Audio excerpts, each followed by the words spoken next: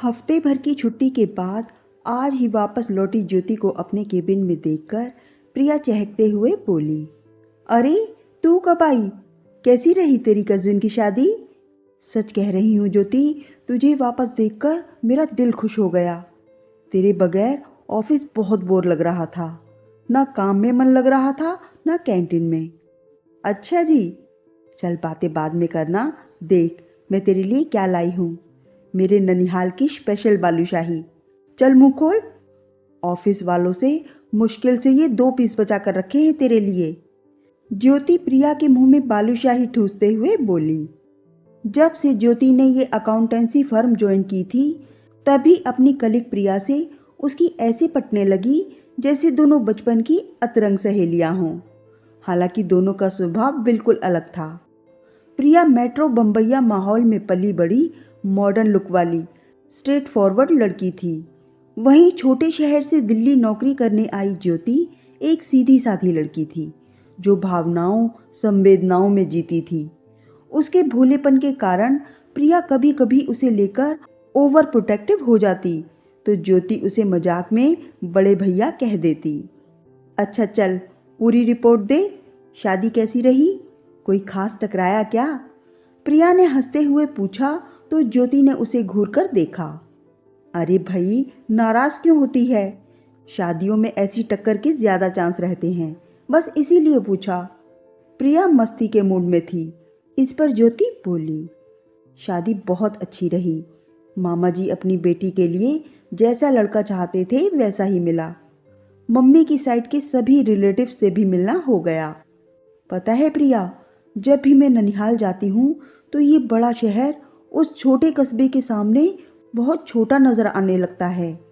यहाँ लगता है जैसे तमाम लेटेस्ट सुख सुविधाओं के बीच जिंदगी सूखी सी, मुरझाई सी, बेजान खड़ी है। और वहाँ जाते ही रिश्तों की गर्माहट से हरी भरी होकर खिल उठती है।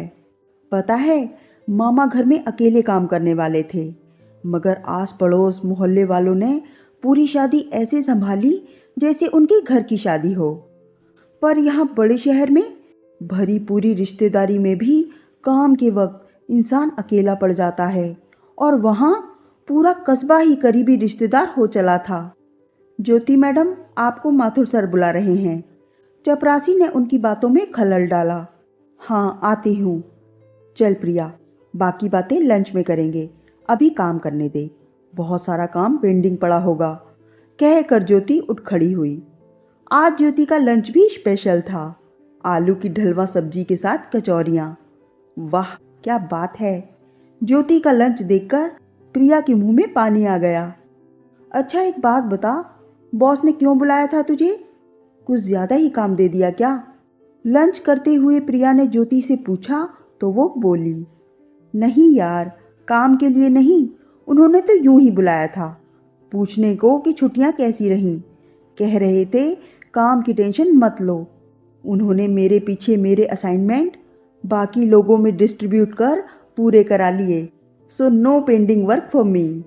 ये कहती हुए ज्योति रिलैक्स थी, मगर उसके जवाब से प्रिया सोच में पड़ गई।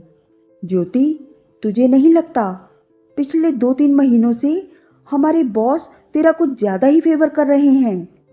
क्या मतलब? मतलब ये कि पहले तो उन्होंने तेरी हफ्ते भर की लीव आराम से अप्रूव कर दी, जबकि बाकी लोगों को तो एक दिन की छुट्टी मांगने पर भी काटने को दौड़ते हैं, और अब तेरे असाइनमेंट्स को लेकर भी बड़े लीनियंट हो रहे हैं। तो कहना क्या चाहती है? सीधे सीधे पॉइंट पर आ। ज्योति हैरानी से बोली। तो सुन, मैं ये कहना चाहती हूँ कि मेरे तेज कानों को खतरे की घंटियां सुनाई दे रही हैं। तू बॉस से जरा बच कर रहे। क्या बकवास कर रही है? ज्योति खाना छोड़कर ताव में आ गई। बकवास नहीं कर रही हूँ, तेरे से ज्यादा दुनिया देखी है मैंने। ऐसे लोगों की रग रग से वाकिफ हूँ। मुझे तो लगता है कि वो तेरे सीधेपन को ताड़ गए हैं, इसीलिए तुझे टारगेट कर रहे हैं। शुरू शुरू में उन्होंने मेरे लिए भी ऐसी ही दरिया दिली दिखाने की कोशिश की थी, पर जैसे ही उन्होंने मेरा तेज तर्रार और सतर्क रवैया देखा, अपने कदम पीछे कर लिए। तुझे जरा भी शर्म नहीं आती प्रिया? सर उम्र में कितने बड़े हैं और तू उनके बारे में इस तरह की बातें कर रही है। तू नहीं जानती इन बड़ी उम्र वालों को। बस कर। मैं जानती हूँ वो मेरा ध्यान रखते हैं, मुझे सपोर्ट करते हैं, मेरी हेल्प करते हैं, मगर इसलिए नहीं जैसा कि तुझे लगता है। मुझे तो उनके व्यवहार में एक पिता जैसी, एक बड़े भाई जैसी केयर नज़र आती है। फिर वो फैमिली वाले हैं, मुझसे कह भी रहे थे कि एक दिन अपनी पत्नी से मिलवाएंगे। तू मेरा यकीन कर, वे एक अच्छे और नेक दिल इंसान हैं। माय डियर फ्रेंड, जो इंसान अच्छा होता है ना, वो सभी के लिए अच्छा होता है। उसका व्यवहार इंसान देखकर नहीं बदलता। आजकल उनकी अच्छाइयाँ सिर्फ तुझ पर बरस रही हैं। देख, मैं इसी माहौल में बड़ी हुई हूँ। उड़ती चिड़िया के पर गिन लेती हूँ। ज्योति प्रिया की बातों से बुरी तरह झल्ला गई और चिढ़कर बोली, पता है प्रिया, ये तेरी नहीं, इस शहर की प्रॉब्लम है। तुम लोगों को ये बात हजम ही नहीं होती कि कोई इंसान बिना किसी पर्सनल इंटरेस्ट के किसी के साथ अच्छा हो सकता है, किसी की मदद कर सकता है। यदि ऐसा होता है तो तुम्हारा शैतानी दिमाग उस पर संदेह करने लगता है। अगर तुम मेरे साथ मेरी बहन की शादी में गई होती तो तुझे तो पूरा गांव ही मतलब परस्त नजर आता। अच्छा छोड़ इस बात को, मुझे जो लगा मैंने कह दिया। भगवान करे जैसा तू सोचती है वैसा ही हो, मगर फिर भी मैं सिर्फ इतना कहूँगी, ये तेरे मामा का गांव नहीं शहर है। Just be careful. बात खिंचती देख आखिरकार प्रिया ने हथियार डाल दिए। दिन गुजर रहे थे। माथुर सर की ज्योति पर मेहरबानियां बरकरार थीं।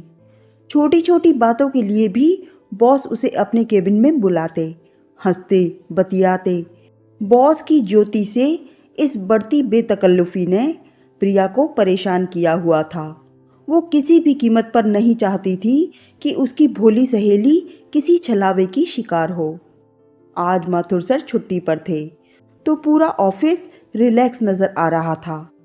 ज्योति, चल आज लंच टाइम के बाद ऑफिस बंक करके पिक्चर चलते हैं, प्रिया एक्साइटेड होते हुए बोली। नहीं यार, आज कुछ काम पूरा करके सर को दिखाने जाना है। मगर सर तो छुट्टी पर हैं। हाँ, उन्होंने शाम को अपने घर बुलाया है। कह रहे थे कि तबीयत खराब है, ऑफिस नहीं आ सकता, मगर ये काम आज ही फिनिश करना है तो तुम घर पर आ जाओ। ज्योति की बात सुनकर प्रिया के दिमाग में वापस खतरे की घंटी बजने लगी। वो चिंतित स्वर में बोली, देख ज्योति, मैं भी पैरेलल काम करती हूँ। मुझे तो ऐसी अर्जेंट डेडलाइन के बारे में नहीं पता जो आज ही पूरी होनी हो। मुझे नहीं लगता कि तुझे उनके घर जाना चाहिए। यार, वो अकेले तो रहते नहीं कि मैं डरूं। उनकी पत्नी है, बच्चे हैं, घर में 2 नौकर हैं। वो कह रहे थे कि इसी बहाने मैं उनके परिवार से भी मिल लूंगी। ठीक है ज्योति, तुझे ठीक लगता है तो तू जा, बस मेरी एक बात मान ले। मेरा फ़ोन नंबर स्पीड डायल पर सेव कर ले, और अगर भगवान ना करे मेरा शक सही निकला तो बस एक मिस कॉल दे देना। मुझे पूरा विश्वास है उसकी ज़रूरत नहीं पड़ेगी, फिर भी तेरी खुशी के लिए तेरी बात मान लेती हूँ। ज्योति काम खत्म करके 7 बजे के आसपास माथुर सर के घर पहुँच गई। उसके डोरबेल बजाने पर मिस्टर माथुर ने ही दरवाज़ा खोला। उन्हें देखकर पल भर के लिए ज्योति अवाक रह गई। वो कहीं से भी बीमार नहीं लग रहे थे, बल्कि एकदम तरोताज़ा, वेल ड्रेस्ड थे। Come inside. बॉस के कहने पर ज्योति सधे कदमों से अंदर आ गई। आओ बैठो, आराम से बैठ जाओ। मिस्टर माथुर के चेहरे पर एक अजीब सी चमक थी। उनकी नजरें ज्योति को असहज कर गईं। तभी लैंडलाइन पर फोन बजा। मैं अभी आया। वो फोन अटेंड करने अंदर चले गए। ज्योति सरसरी सी नजरें इधर उधर दौड़ा रही थी। लिविंग रूम में हल्की रोशनी थी। धीमा संगीत बज रहा था। एक तरफ बार बना था जिसकी डेस्क पर एक खाली गिलास रखा हुआ था। ज्योति को ध्यान आया, बात करते हुए सर की आवाज कुछ बहक रही थी। कहीं उन्होंने ड्रिंक तो नहीं की हुई थी। घर एकदम सुनसान था, ना कोई इंसान, ना कोई आहट। पता नहीं क्यों ये बैंक वाले शाम को भी लोन स्कीम समझाने को फ़ोन घुमा देते हैं। खैर छोड़ो, घर ढूंढने में कोई परेशानी तो नहीं हुई? नहीं नहीं सर, घर पर कोई दिखाई नहीं दे रहा है। मैडम नहीं है क्या? ज्योति ने सकुचाते हुए पूछा। दरअसल उनके मायके में कुछ ज़रूरी काम निकल आया, सो बच्चों को लेकर वहीं गई हुई हैं। मिस्टर माथुर कुछ चोर नज़र से झेपते हुए बोले। ओह सर, ये फाइलें। ज्योति बैग से फाइलें निकालने लगी। अरे छोड़ो काम को, पहले ये बताओ क्या लोगी। मिस्टर माथुर उसके थोड़ा नज़दीक आते हुए बोले तो ज्योति हड़बड़ा गई। आज ज्योति को पहली बार अपने आदरणीय माथुर सर की आंखें कुछ और ही बोलती नजर आ रही थीं। सर, अब आपकी तबीयत कैसी है? ज्योति बॉस से थोड़ी दूरी बनाते हुए बोली। उसकी बात सुनकर उन्होंने मुस्कुराते हुए कहा, तुम्हारे आने से बिल्कुल ठीक हो गई। बॉस की द्विअर्थी मुस्कान ज्योति को भीतर तक कपा गई। अचानक फोन फिर से घनघनाया तो मिस्टर माथुर झल्लाते हुए बोले, उफ ये फोन, इस बार इसे डिस्कनेक्ट करके आता हूं। मिस्टर माथुर हड़बड़ाते हुए तेजी से अंदर गए। तभी मौका पाकर ज्योति ने प्रिया को मिस कॉल दे दी। माथुर सर वापस आए तो 1 मिनट के अंदर ही डोरबेल बजी। अब तो उनकी झल्लाहट की कोई सीमा नहीं रही। कौन आ गया इस वक्त? चैन नहीं है लोगों को। सर आप बैठिए, मैं देखती हूँ। ज्योति उठ खड़ी हुई। नहीं नहीं, तुम रहने दो, जो भी है अभी चलता करता हूँ उसे। मिस्टर माथुर ने दरवाज़ा खोला तो सामने हाथ में फ्लावर बुके लेकर प्रिया एक लंबे डीलडॉल वाले आदमी के साथ खड़ी थी। गुड इवनिंग सर, मैं अपने भाई के साथ कहीं जा रही थी तो आपका घर बीच में पड़ा, सोचा आपके हालचाल पूछ लूं। प्रिया को देखते ही मिस्टर माथुर की शक्ल पर 12 बज गए। उन्हें अपने अरमान पानी में मिलते नजर आ रहे थे। कैसी है आपकी तबीयत अब? मैं ठीक हूँ, तुमने बेकार ही तकलीफ की। दरअसल अभी मैं थोड़ा बिजी हूँ, कुछ अर्जेंट काम है। मैं जानती हूँ सर, ज्योति ने बताया था आपके अर्जेंट काम के बारे में। बातों बातों में प्रिया उन्हें किनारे करते हुए सीधे घर के अंदर घुस गई। हाय ज्योति, अगर तुम्हारा काम हो गया तो चलो, हम तुम्हें घर छोड़ देते हैं। काम? ज्योति निरुत्तर थी। नहीं हुआ काम तो कोई बात नहीं, हम वेट कर लेंगे, कहकर प्रिया सोफे पर बैठ गई। प्रिया को आराम से सोफे पर बैठा देख बॉस बोले, ज्योति तुम जाओ, काम मैं देख लूंगा, वैसे भी मैं अब ठीक हूँ। इस अनचाही स्थिति से घबराए मिस्टर माथुर का माथा पसीने से सराबोर हो गया। ठीक है सर, कहकर ज्योति तेजी से उठ खड़ी हुई और प्रिया के साथ जाने लगी। तभी प्रिया रुकी और पलटकर माथुर सर को बुके देते हुए बोली, गेट वेल सून सर, भगवान आपको अच्छी सेहत और अच्छी नीयत दे, कहकर वो मुस्कुराते हुए चली गई। उसकी मुस्कुराहट कोई और समझे या न समझे, मिस्टर माथुर तो समझ ही गए थे। बाहर आते ही ज्योति प्रिया से लिपट गई। बचा लिया आज तूने, भगवान तेरा भला करे, और उनका भी जिन्होंने बॉस के घर पर 2 बार फोन किए। उनकी वजह से मुझे कुछ सोचने समझने का मौका मिला। वो 2 कॉल मैंने ही किए थे मेरी जान। क्या? और ये तेरे साथ कौन है? हमारी सोसाइटी के gym instructor. For the safer side मैं इन्हें भी साथ ले आई थी। पर तू इतनी जल्दी कैसे आ गई? ज्योति अचरज में थी। मैं तो तेरे अंदर जाने के बाद से ही बाहर खड़ी थी, मुझे मालूम था तेरा मिस कॉल जरूर आएगा। कहा था ना तुझे, उड़ती चिड़िया के पंख गिन लेती हूँ। और अब तो हमारे बॉस भी समझ गए होंगे कि हम उनके इरादे भांप गए हैं, तो यहाँ उनकी दाल नहीं गलने वाली।